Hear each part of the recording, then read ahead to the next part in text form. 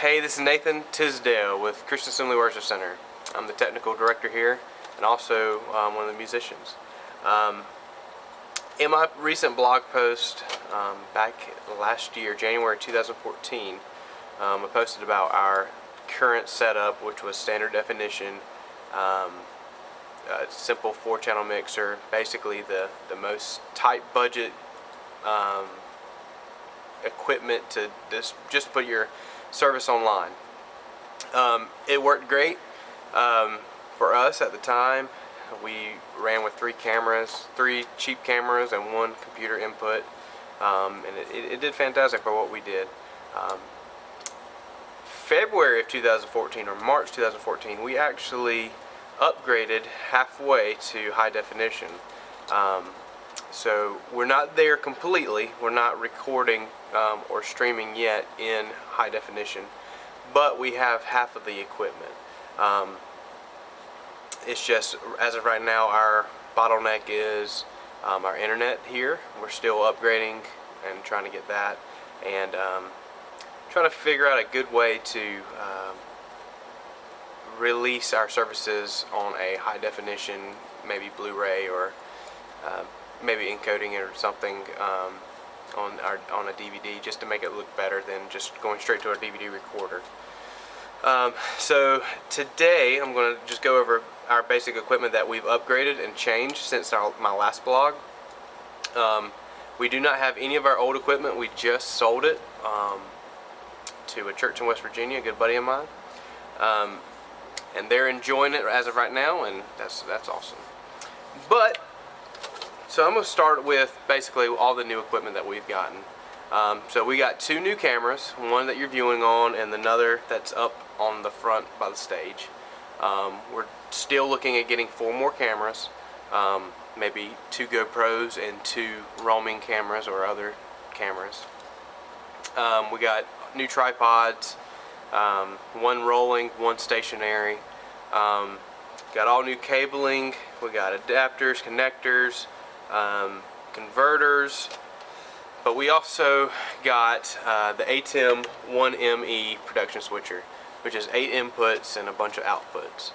So we have basically doubled the size of our last video mixer, but now we're capable of doing 1080p or 720p output. Right now we are actually down converting all of our stuff to basically DVD format, which is still standard definition, which is 480i, and then for our streaming, we're streaming at the lowest bit rate possible. I think we're going 640 by 480 resolution, so it's really a small image, so it's nothing like the 1080p that we're going to be going to. So if you do see any images on our website right now of our stream, it's still in standard definition basically. So we have the ATEM 1ME production switcher. We also have a Behringer, which I usually don't use Behringer much.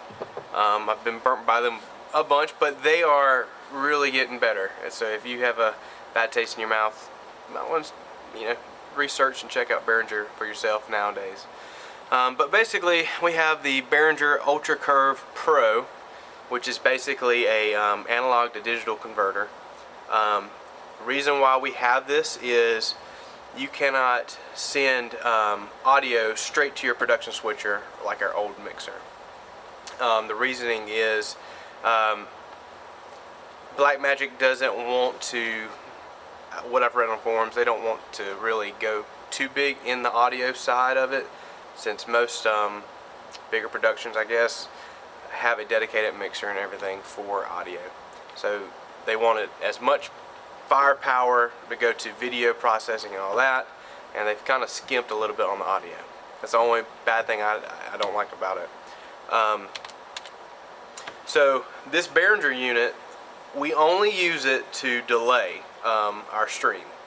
So by the time our video hits our DVD, it's off sync with our audio. So we are actually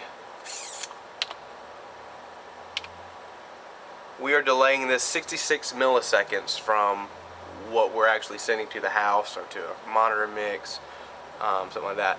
And we used to do it by our digital PreSonus board, but it took too much processing. You know, it took some extra channels from us that we needed for our live use. So we're basically sending a stereo aux mix straight into here, delaying it, doing a small bit of EQ, small bit of compression, and then it's going into a capture card and a video distribution box, which is feeding a DVD recorder and other things. Those two are the big things that's changed. We still have the Mac Mini from before, with the i5, 8 gigs of RAM, still pretty good beast for that. Only thing is, when we get ready to do 1080p, the processing speed is not going to be enough. We're going to need to go to like a quad core, just to kind of, you know, have plenty of leftover room. So after that, we have the Blackmagic Intensity Extreme, which is right here.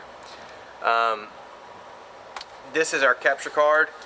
We're going HDMI out of the ATEM straight into the capture card, and then we're taking our audio from the Behringer into a breakout cable, which has got left and right audio input, RCA in, and then it's connecting through our computer via Thunderbolt. A lot of different capture cards use USB 2.0. USB 2.0 is a little bit slower. I highly recommend either a USB 3.0 or a Thunderbolt, or even FireWire if your computer still has FireWire. Thunderbolt is doing great for us. It powers the unit. It's very simple. You have to download the drivers and everything on your Mac. But this makes it where your streaming program will see your ATEM as a webcam or a video source on like Ustream or Livestream, and it works very well. We have these battery converters. This is the HDMI to SDI from Blackmagic. The reason why we went with battery is because we usually try to do some roaming with one of our cameras, either on a moving tripod or by hand. So basically you go HDMI in from our cameras to SDI out, that runs all the way across the building and comes into here. There's a 2 switch. You have a power source, so if you're not going to be moving this, you can keep it powered up, keep it onto that power switch. When you're ready to roam, you switch it over, and then the battery is enabled. The batteries last, we've had them last 2 hours, sometimes less, just depending on how much work we do pre-service. But pretty good piece of equipment. It's hard aluminum. Only thing is, it's I think about $3.95. They might have dropped it down to $2.95 for these, so they're a little pricey. So any camera that you have longer than say 15 feet, you're going to want to run one of these and put it over SDI, which we use RG59 cable. You can get it from Home Depot with large boxes. Make your own connections. Don't have to worry about buying these long behind cables. Just make them yourself. But we have 2 of these. One always on charge for backup, so if the roamer does run out of batteries, we have a runner that goes up, switches us out, and we're still able to run that camera. We also have the second one just in case we're ready to run a second camera on stage. We already have a cable run. We just plug it in and go. Some of our big events, we rent cameras, say for like a Christmas event. We had an extra camera back here, and it was not able to use this because of the resolution on the camera, but when we plugged it in straight here, it worked perfectly. And I can go into more details with that. So I'm going to try to zoom in here. Let's see here. So this is our software control. You get it with Blackmagic. Anything you can download it straight from their website, and it connects to your switcher via Cat5, or you just put it on your network. And you can go in here and label each channel. We have Cam 2, Center, Cam 3, Pro 1, which is Pro Presenter, and thirds, which is our lower thirds computer. You have a blackout, and then you can choose a color. You have keys, you have downstream keys, you can have media players if you want to put like a little bumper logo, fade to black, transitions, a lot of things you can do. We're going to go down to media. You can add these whatever images. I don't have anything ready, but if you had like a logo that you want to do, you would throw it on, and then you could just enable it on the switcher and it'll go live on the computer. We have audio. This is where I was telling you about. Right now you're seeing the audio off the camera that I'm doing right now, and then this is the audio, the camera that's all the way up at stage. We don't use this function because we basically bypass that with our Behringer. You can use this if you use a AES or AES/EBU connector. I can't remember exactly, but that will enable you to run your audio into here. One thing I've noticed that you have to crank the gains up like crazy just to get a audio source that is acceptable for broadcast or streaming. Other than that, it's going to just be distorting and peaking out, and you're not going to get a loud volume. They just came out with the camera setup not too long ago. So if you get one of your new Blackmagic cameras, you can change the color, the gamma, the gain, all kind of cool stuff with here. You can change the iris, all that, just from your computer wirelessly. You have to have more equipment for that, and we're looking at maybe going that route, but that's a little hefty price. So go back to switcher, and now I'm going to go to Ustream, which we have open here. So Ustream is the software that we're using is Ustream Producer, and down here you'll see Intensity Extreme, which is the capture card that we have. Excuse me. Broadcast settings, we're doing 16:9. We'll either do mobile low bandwidth or medium bandwidth. Medium bandwidth is 640 by 360 resolution, so it's a low quality stream. Right now we do not have the internet capabilities of doing high definition, which we're looking at doing that in the near future. But right now we're trying to stick to standard definition until we get our cameras ready and we're ready to do it. Right now we're not doing anything crazy. If we want to do 1080p footage or really good high definition footage, we'll do it all in post, and we'll say if we're doing a live worship set, we'll throw memory cards into both of our cameras, and then other cameras like DSLRs that we have. Whoever's running the switcher is doing his same job, basically telling the camera guys where to go, where to shoot, while we have some other DSLRs just roaming, getting shots. And when we're doing that, we're getting the full recording on the camera's memory card, but we're also just streaming what we capture, how we mix it.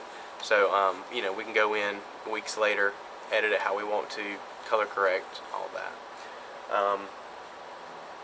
So very easy control to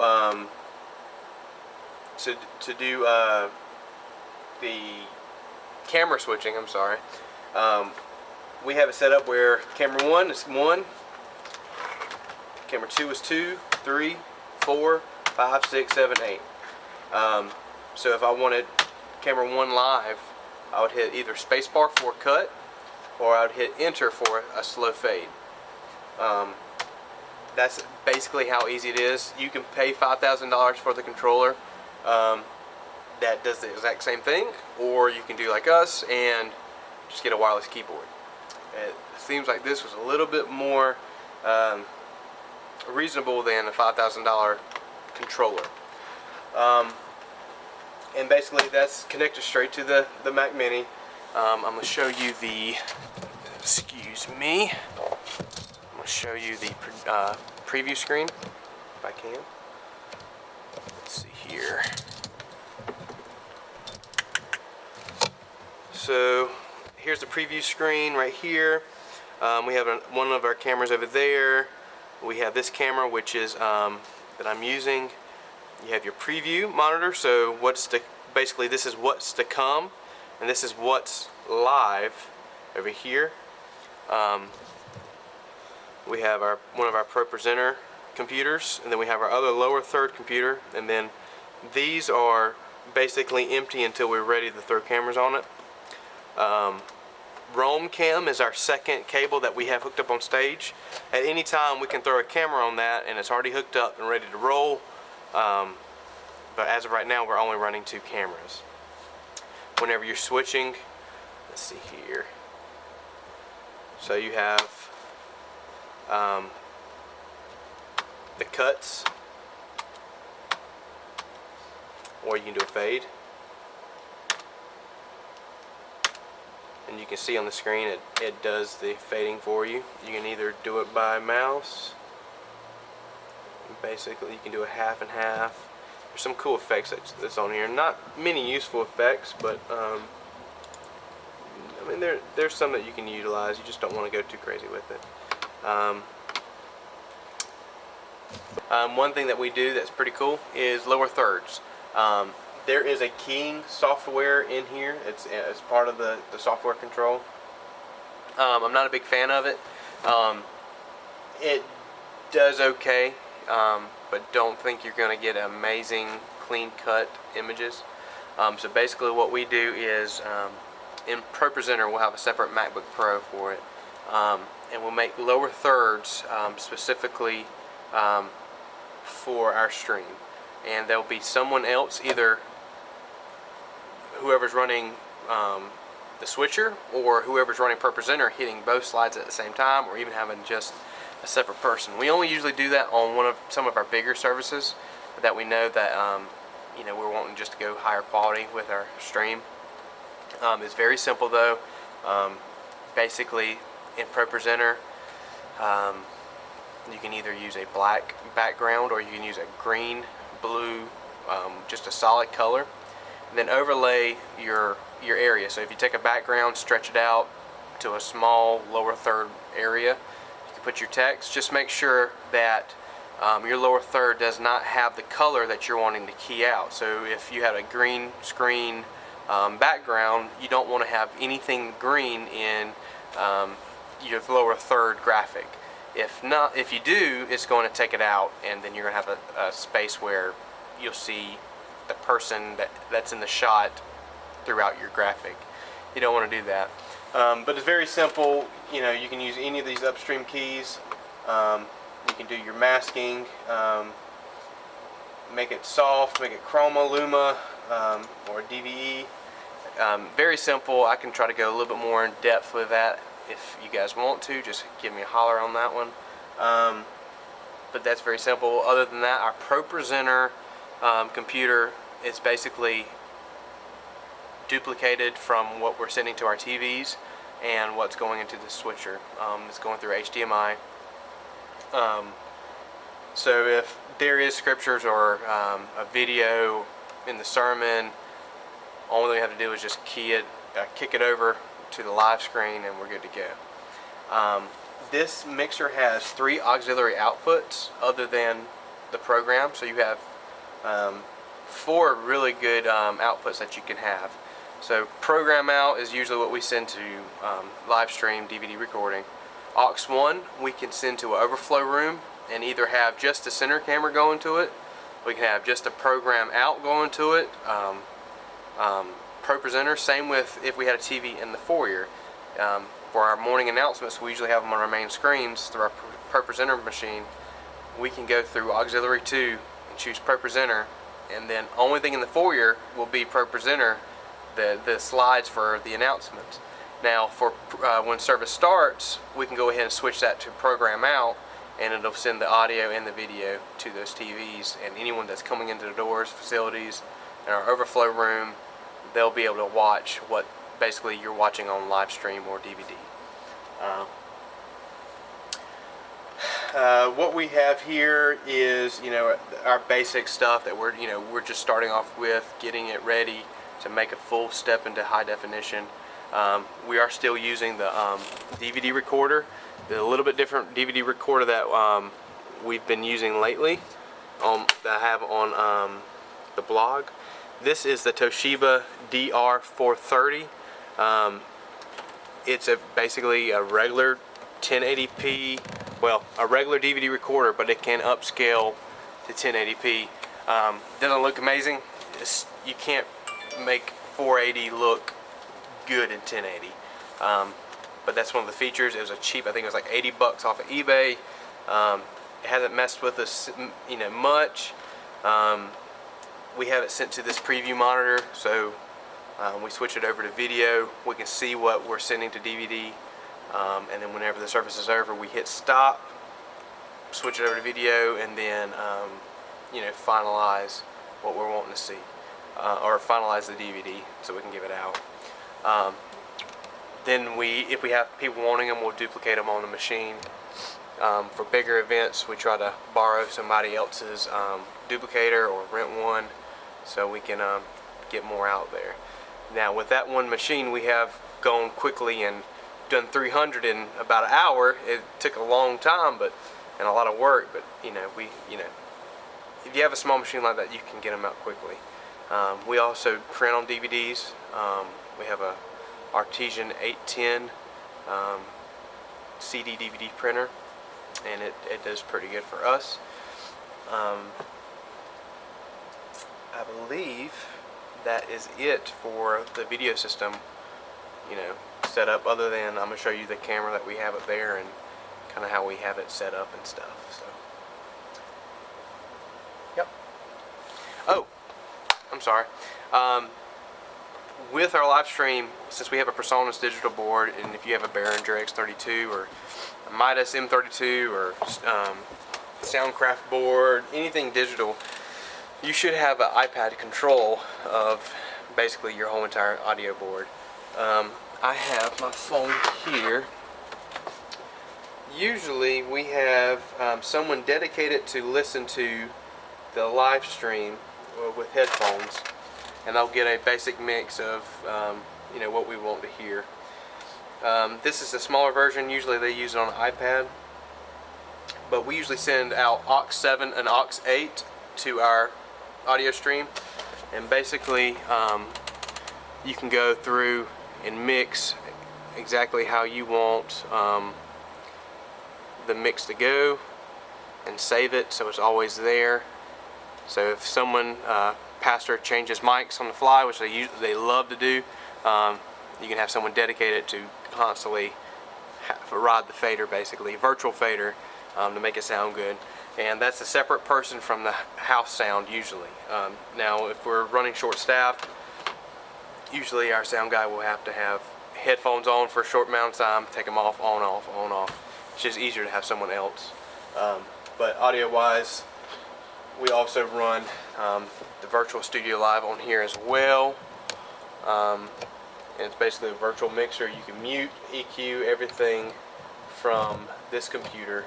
We can also multi-track, 24 tracks through PreSonus Capture and then PreSonus Studio One. Great software, great products. They have some really cool products. We have the Classic board right now, the 2442 Classic, one of the first ones that came out. But now they have the AI series, and then they have the rack mixers, which is great. You don't have to have a copper snake anymore. You can run everything through Cat 5. So if you don't know much about PreSonus, check them out. I highly recommend them. It just makes our video system, makes our front of house system just run flawlessly. It's just so easy to train people on it. It's solid. That's it for back here.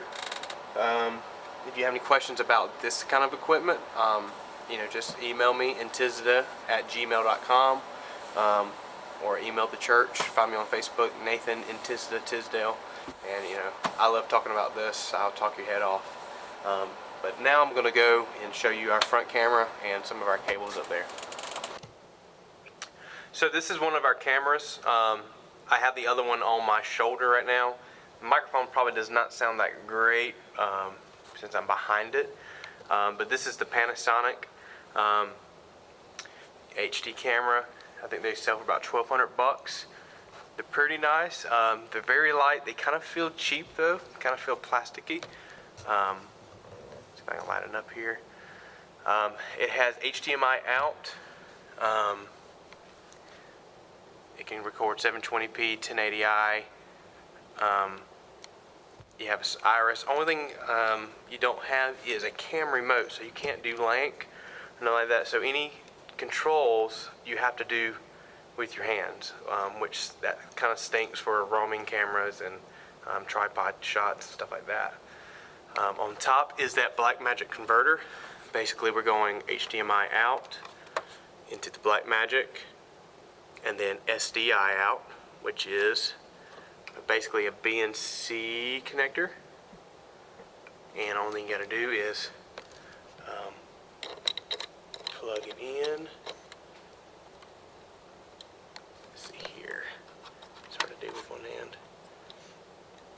There we go. Plug it in and you're good to go. Now this camera, we just made it where you can't put it on your shoulder on this tripod, off this tripod. The SDI cable is basically taped together with our power cable. We have it in a loom, and then we have our SDI cable going to a wall jack, and then our power cable splitting off. This allows, I'm going to roll this over here. This allows when you're pulling off the cable, it'll roll off nice and neatly, as long as you do the over-under technique. We can run, get some great moving shots. We can lower the camera if we need to. So when we're doing like flybys or rolling shots in front of the stage, it'll look good. 1,200 bucks is a nice camera. It's not the most amazing, but it's a good starter camera. The reason why it's not so amazing is just, like I said, it feels cheap. You don't have some of the options. You only have HDMI out. You don't have SDI out. One cool feature is you can run 2 SD cards out of here. Usually we run 32 gig cards, and then once the first one fills up, it'll automatically record to the second one. That's cool. And you can also hook a external hard drive up here and record straight to there. You have component out and AV out. So truly, you could use this camera with your analog or standard definition mixer, and then when you're ready to go HD, you just change it out with HDMI. So that's a pretty, I would say, pretty good idea to start off your system with. This is a Magnus, I think VT4000 tripod stand with the wheels. I think this is about a $150 tripod. It's a little bit lightweight. Comes with 2 handles off of BH Photo Video. It's pretty solid. We just got this not too long ago. The other one is the same model that we've had for a couple years. We just didn't have the rolling tires and the second handle. Now both of them have the handles and everything. So we have that channel over there for camera left, and then over here, sorry for the dirty stage, we're getting ready to do a Wednesday night service, and we haven't cleaned up yet. Second cable's here, ready to go at any minute to get drum shots and background shots and crowd shots. One thing that we're looking at doing is getting GoPros.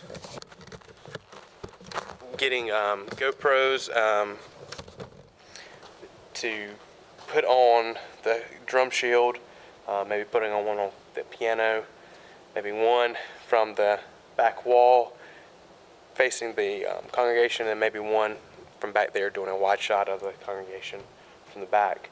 But basically that's our video system right now. I would highly, I would believe that we're going to be getting some new equipment very soon, because we just sold some of our old video equipment. So I might be making a separate video and adding it to this blog. So just keep an eye out for it. Remember, if you need anything, questions, email me at ntizda@gmail.com, ntizda@gmail.com, and call me. You can find my number on the website. I love talking about it. So appreciate you for watching.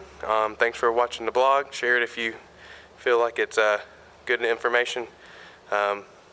Thanks.